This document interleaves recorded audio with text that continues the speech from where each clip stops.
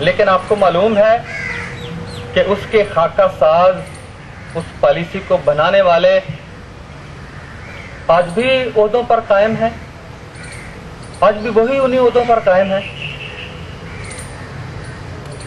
اور اس سے شے پا کر سامراج نے ایسے لوگوں کو آگے لایا اور پے در پے ایسی پالیسیاں ان کو دی چلانے کے لیے کہ جو ہمارے زمینی حقائق سے بالکل مطابقت نہیں رکھتی تھی۔ اور اس کے بعد آپ جانتے ہیں کہ چلچلاتی دھوپ میں ہمارے بچے امتحان دیتے رہے، نہ بجلی تھی، نہ پانی تھا، نہ کمروں میں بیٹھا جاتا تھا، نہ امتحان دینے کے قابل تھے بچے، پسینے میں شرابور، اور کئی سال تک اس پریکٹس کو دہرایا گیا، اور پھر یہ پالیسی بھی اپنی موت آپ مر گئی۔ کسی نے پوچھا، بنانے والوں سے کسی نے پوچھا؟ کسی نے نہیں پوچھا۔ ہم اپنے آپ کو بے بس سمجھتے ہیں، ہم اساتذہ اتنی بڑی تعداد میں ہیں، ہم سوال نہیں پوچھ سکتے کسی سے کہ تم نے اتنے وسائل ضائع کیے، اتنا پیسہ ضائع کیا، اتنی صلاحیتیں ضائع کی اور قوم کو ایک عذاب سے گزارا، ایسا کیوں کیا؟ اس کا حساب دیا جائے۔ لیکن اگر کسی آزاد ملک میں یہ ایسا وقوع ہو چکا ہوتا تو وہ پوری دنیا کے لیے ایک نسل کو عبرت کا نشان بنا دیتے۔ پھر آپ جانتے ہیں کہ کبھی امتحان اکٹھا لینا ہے، کبھی الگ الگ مضامین کا لینا ہے، کبھی 9ویں 10ویں کا، 11ویں 12ویں کا اکٹھا، کبھی الگ، پھر اکٹھا، پھر الگ۔ آپ اپنی آنکھوں سے ان پینتروں کو دیکھتے رہے ہیں، لیکن میرے بھائی مورد الزام ٹھہرا رہے تھے، ہم کو بھی ٹھہرا رہے تھے اور ان پالیسی سازوں کو بھی ٹھہرا رہے تھے۔ خدا نے آج تک اس قوم کی حالت نہیں بدلی، اور نہیں بدلے گی جب تک ہم نہیں بدلنے کی کوشش کریں گے، نہیں بدلے گی۔ اور وہ جوتے کھانے والی مثال تو آپ کو آپ نے سنی ہے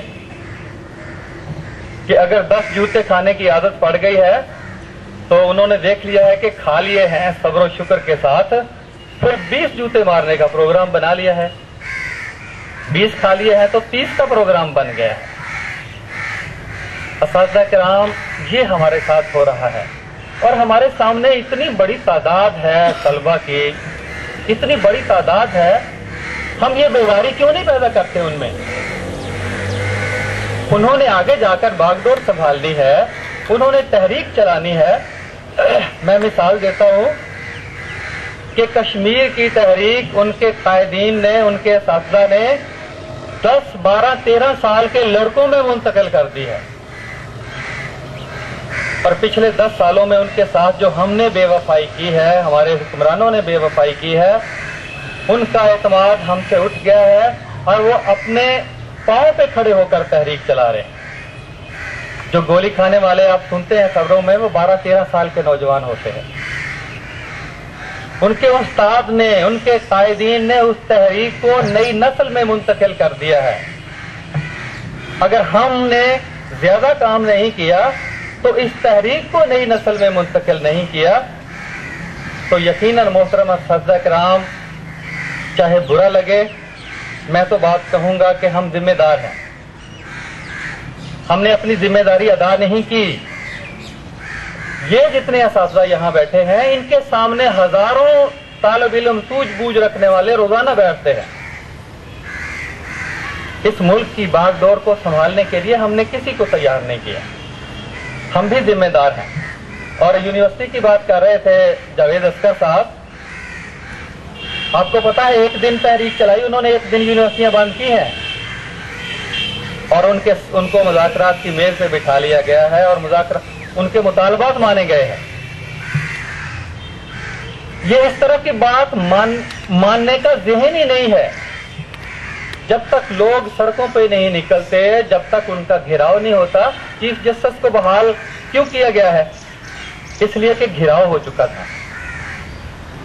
یہ جو زبان سمجھتے ہیں وہ ہم زبان بولتے ہی نہیں ہیں، ہمیں وہ زبان اچھے انداز سے پرامن طریقے سے بولنی پڑے گی۔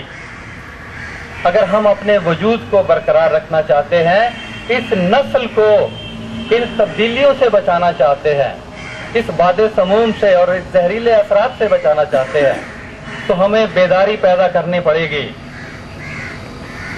دیوانگی کے اثرات اپنے اوپر طاری کرنا پڑیں گے۔ زیادہ عقل مند بننے کی ضرورت اب نہیں ہے۔ وہ عقل مند جس کو علامہ اقبال نے جو کنارے پر کھڑے تماشا دیکھنے والے قرار دیا، ایسے عقل مند بننے کی ضرورت نہیں ہے، دیوانگی طاری کرنے کی ضرورت ہے۔ اور دیوانے لوگ چند جب جمع ہو جاتے ہیں ایک جگہ پر، تو پھر لاکھوں لوگ اتنا کام نہیں کر سکتے جتنے وہ چند لوگ کام کر جاتے ہیں۔ اور پھر آپ جانتے ہیں کہ آپ کے تعلیمی اداروں کے باہر مار نہیں پیار کے بورڈ لگائے گئے، بچے کو شہ دی گئی کہ یہ استاد ظالم ہے۔